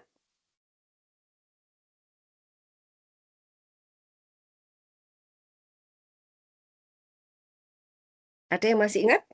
Kebijakan pasir laut ya, boleh penambangan pasir laut gitu kan? Nah, kata Pak Jokowi waktu itu, pasir laut itu boleh ditambang karena itu adalah sedimentasi, begitu ya, kata beliau. Karena sedimentasi, maka boleh ditambang. Nah, tapi memang ya namanya sedimentasi. Kalau pasir yang ada di laut itu kan hasil endapan ya. Hasil endapan, entah itu endapan ratusan tahun yang lalu, jutaan tahun yang lalu, atau endapan kemudian.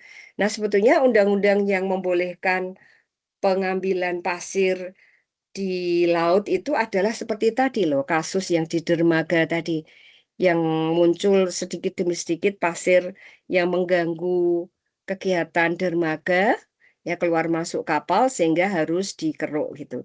Nah, tapi kemudian aturan ini digunakan juga untuk wilayah yang lain begitu. Ya, misalnya kawasan di Kepulauan Riau.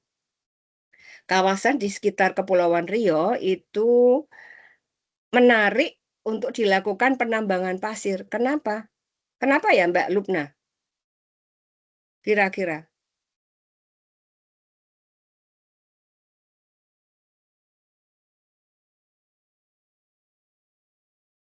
Mas Andrian mungkin tahu?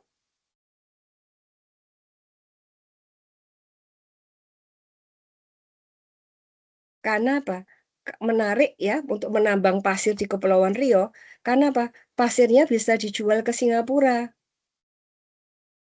Ya, dan Singapura itu kan butuh pasir banyak. Butuh pasir banyak. Untuk apa?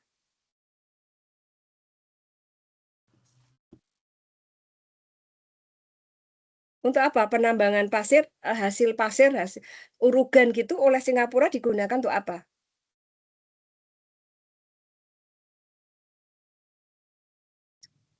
Untuk pembangunan infrastruktur di Singapura.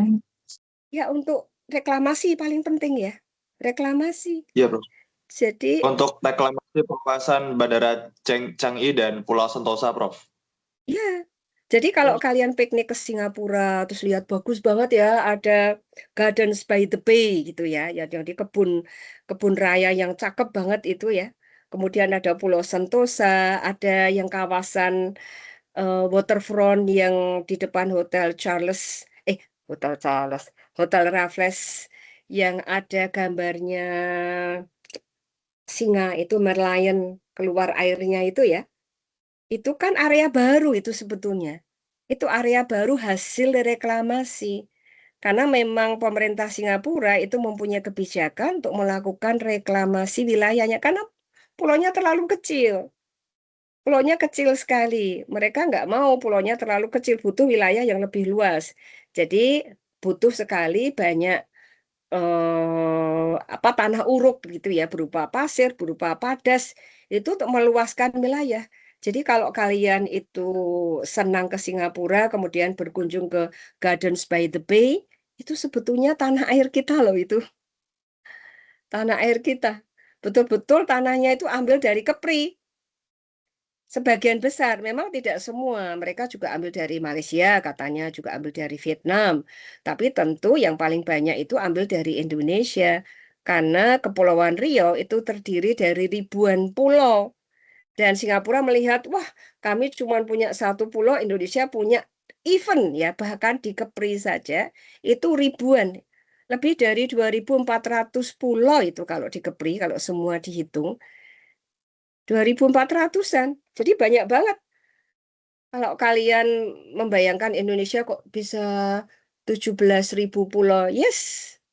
Ya karena banyak banget ya, terutama yang misalnya tadi di Kepri itu sampai 2.400, 2.408 kalau nggak salah. Jadi pulau-pulau ini ditambang begitu ya. Tanahnya itu diambili. Saya pernah membaca disertasi dari IPB itu yang menyatakan bahwa ada 200 perusahaan penambangan. Karena dulu waktu saya nulis disertasi, itu disertasi saya tentang reklamasi di Semarang ya, di kawasan pantai Semarang itu ya, yang sekarang jadi kawasan perumahan Semarang Indah, kemudian Tanah Mas itu ya, itu kan hasil reklamasi. Marina gitu ya. Kawasan Pantai Marina itu hasil reklamasi. Nah, ketika saya membuat disertasi itu tahun 2010-an itu saya mendapatkan itu disertasi itu ya dari IPB. Nah, dan katanya dari 200 perusahaan yang menjual tanah dan pasir ke Singapura itu hanya 5 yang punya AMDAL. Hanya 5 dari 200, bayangkan. Ya, kok saat itu saya sempat mendownload gitu ya, tapi kok terus nggak ada ya, saya cari lagi. Saya mau, karena dulu kan download banyak banget gitu ya bahan. Terus saya cari lagi kok belum ketemu ya, pas sudah dihapus ya dari internet ya, udah nggak ada gitu. Nah, itu em, karena marketnya itu jelas ya dan menggiurkan gitu, ada Singapura yang mau beli, maka kemudian ada perusahaan-perusahaan yang ingin menjual hasil penambangan pasir itu. Dan dulu itu memang diakomodasi ya oleh pemerintah. Bahkan itu tadi Pak Jokowi bilang, ya boleh penambangan pasir gitu, karena itu kan hasil sedimentasi gitu. Ya memang hasil sedimentasi, that's right. Ya, tapi tadi sekali lagi itu hasil sedimentasi jutaan tahun yang lalu atau hasil sedimentasi yang barusan itu tidak dibedakan gitu ya. Pokoknya pasir hasil sedimentasi regulasinya membolehkan penambangan pasir ya berarti pasirnya boleh ditambang gitu. Nah, itu yang kemarin waktu ada usaha perusahaan untuk mencari izin penambangan pasir itu di wilayah Kepri itu yang saya ngasih masukan banyak gitu. Jadi misalnya apakah daerah itu karena ditambangnya tuh lama loh, nggak hanya menambang selama 1-2 tahun. Jadi penambangannya tuh misalnya minta izin penambangan 1 juta meter kubik berlangsung selama 15 tahun. Bayangkan, 1 juta meter kubik berlangsung 15 tahun. Dampaknya itu kan luar biasa. Betul? Betul ya, dampaknya luar biasa.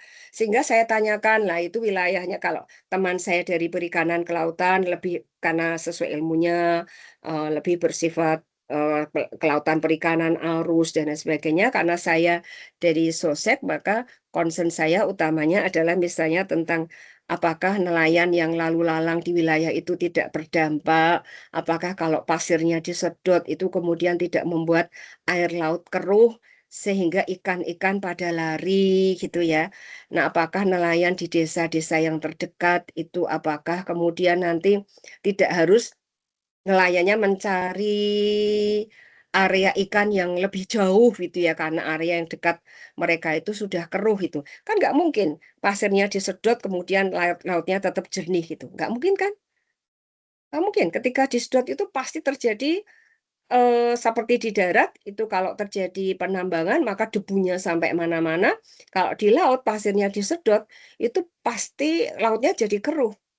Nah, padahal nelayan kita itu mayoritas nelayan kecil yang gross ton kapalnya itu hanya 5-6 gross ton. Jadi nggak bisa melaut sampai laut yang dalam gitu, nggak bisa.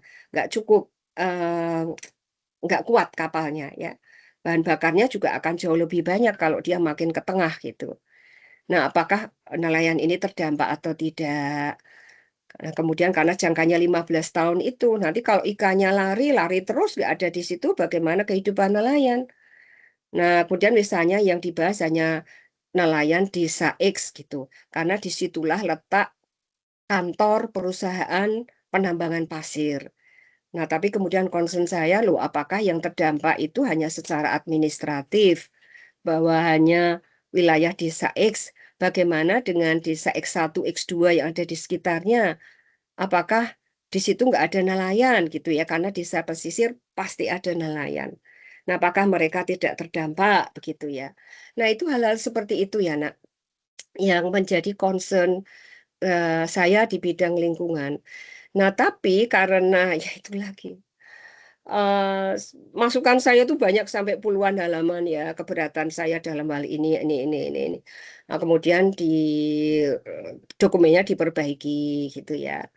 Dan dari rapat pertama itu yang hadir ada 9 ahli gitu, tapi yang memberikan komentar yang sangat banyak itu hanya 3-4 orang. Jadi rapat kedua itu hanya kami bertiga gitu, hanya 3 ahli.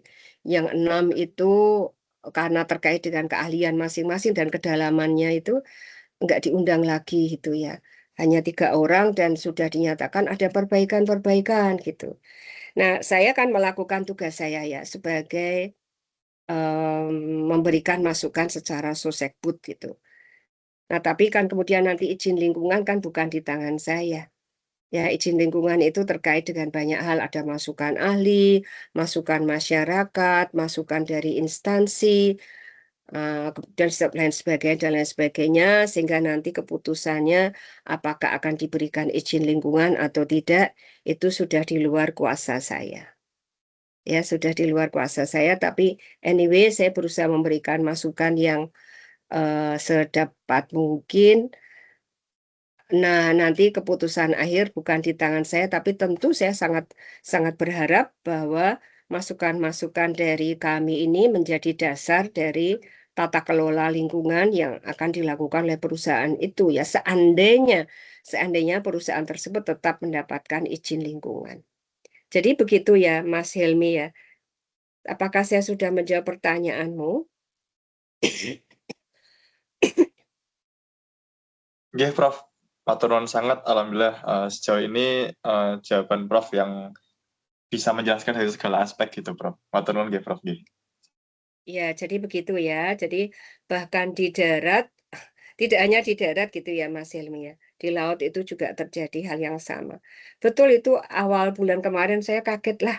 Kok di tengah LSD itu bisa ada jelarit gitu ya. Utara ke selatan panjang gitu.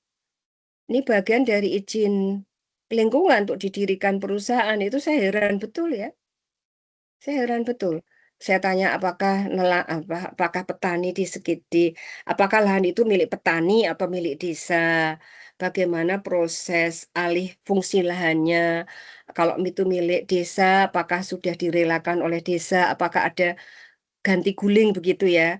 Apakah kemudian desa mendapatkan ganti lahan lain gitu ya sebagai lahan desa karena lahan yang LSD tadi sudah diambil oleh perusahaan, atau kalau itu misalnya milik masyarakat, apakah masyarakat mendapat ganti rugi, apakah mereka rela gitu. Karena belum tentu loh mereka itu dengan senang hati menyerahkan lahannya, bukan? Belum tentu mereka mau dengan senang hati menyerahkan lahan. Karena kan siapa tahu itu merupakan satu-satunya lahan milik mereka. Misalnya petani, ya dia punyanya ya hanya lahan itu. Kalau kemudian diambil nanti gimana gitu ya? Apakah mereka boleh ya?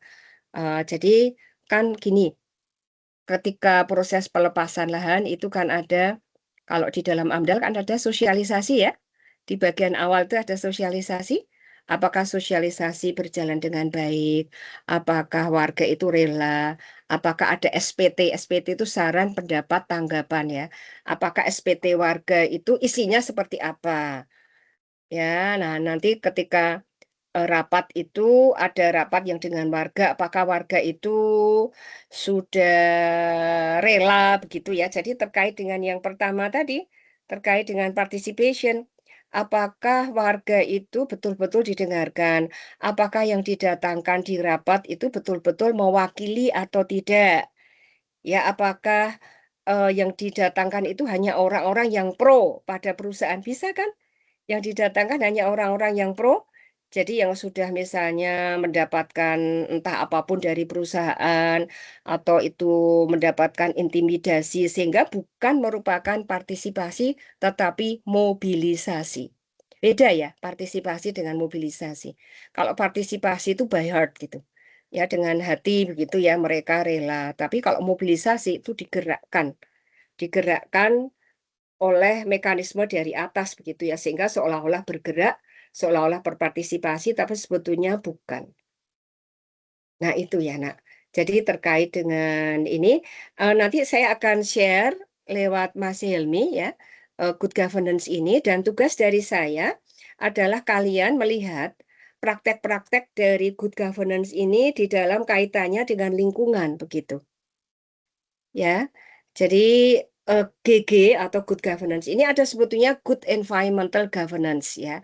Jadi GG itu adalah konsep secara umum, tetapi kalau terkait lingkungan itu namanya GEG, good environmental governance. Ya, itu ada prinsip-prinsip GEG itu ada. Jadi silakan nanti kalian search karena ini S2 ya. Saya tidak akan menjelaskan secara rinci di kelas begitu ya, tidak. Tapi saya akan meminta kalian search ya kaitan ini karena GG itu good governance yang saya sudah sampaikan 10 prinsipnya ini. Nah, nanti ketika dikaitkan dengan good environmental governance itu seperti apa? Dan prakteknya seperti apa. Jadi itu terkait ya, sangat terkait dengan HKL ini ya. Jadi regulasinya apa, pelaksanaannya bagaimana. Silakan kalian pilih kasus ya. Silakan kalian pilih kasus yang terkait dengan ini. Nanti saya sampaikan di nanti slide yang terakhir ini bisa nggak ya saya tambahkan.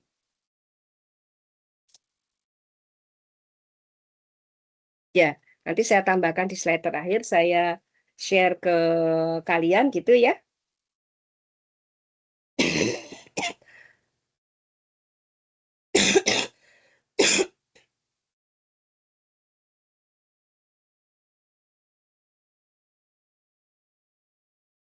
Ya, nanti saya akan sampaikan ke kalian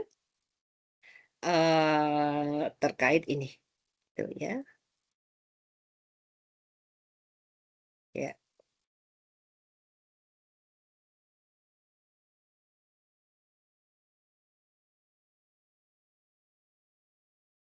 Ya, nanti saya share ke Mas Hilmi gitu ya. Baik, ini sudah jam 11 lebih 11 anak-anak. Saya harus gabung di acara yang lain ya jam 11.30 saya mau siap-siap. Dan ini karena masih waktu kuliah, jadi silahkan kalian search ya, karena waktu jam kuliah itu kan tidak full untuk penjelasan dari saya ya, tapi juga aktivitas dari kalian. Itu jadi silahkan kalian beraktivitas untuk membuat ini. Nah, apakah saya bisa dimasukkan ke grup kalian gitu atau gimana ya? Supaya memudahkan koordinasi atau saya lewat Helmi saja?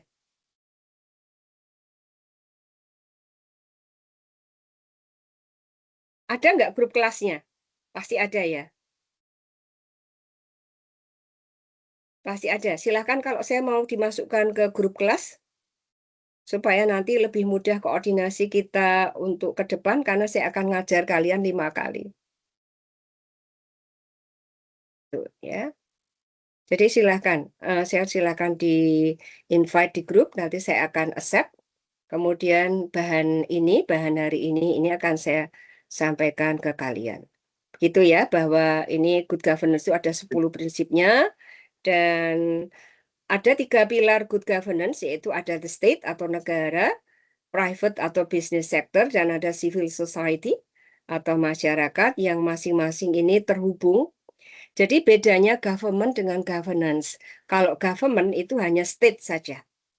Ya, tapi itu sudah usang ya, bahwa state saja tidak bisa diharapkan berperan penuh, tapi harus ada kaitan dengan civil society dan ada private ya. Jadi ada dua. Jadi ada 3 hal. Ini bedanya government dengan governance. Jadi saya akan sampaikan sekalian saja nanti di sini tak tambahkan government dengan governance. Ya, government dan ada governance. Oke, silakan kalau saya sekali lagi kalau saya mau diundang ke kelas kalian. Thank you very much, gitu ya. Ya, nanti saya sampaikan. Begitu ya anak-anak. Prof. Oh, ini presensinya bukan oleh saya, tapi oleh Mas Hastomo ya, karena tanggal ini itu nggak ada di SSO. Yang ada tanggal 23, tapi tanggal 23 kan kita libur ya. 23 itu libur, sehingga mestinya di reschedule. Tapi sebenarnya hari ini bukan reschedule, karena ini masih hari kuliah. Kata Mas Somo keliru menghapusnya. Yang bagian SSO, mestinya yang dihapus itu tanggal 6. Yang dihapus dari SSO, karena tanggal 1 sampai 10 kan mid. Tapi keliru yang dihapus adalah minggu ini. Jadi jadwal saya Senin itu hilang. Nggak ada jadwal saya itu di sini. Tadi saya sudah tanya ke IT dan saya diminta untuk kontak mereka, tapi saya belum sempat ya, karena sudah ada kelas, jadi nanti saya akan sampaikan itu. Begitu anak-anak ya, terima kasih untuk join pada Zaki, Helmi, Khairul, Silvi, Andrian, dan Lubna. Terima kasih banyak untuk sudah bergabung di kuliah ini. Sampai ketemu insya Allah minggu depan, mudah-mudahan saya bisa join secara offline ya, tidak online lagi ya. Begitu. Ya, sampai ketemu anak-anak. Baik, terima kasih Matur banyak, nuwun, Terima Prof. kasih, Prof. Terima kasih, Sehat Prof. selalu ya, Prof. Sama. Semoga sehat selalu, Prof. Sehat selalu, Prof. Sehat selalu, Sama-sama. Prof.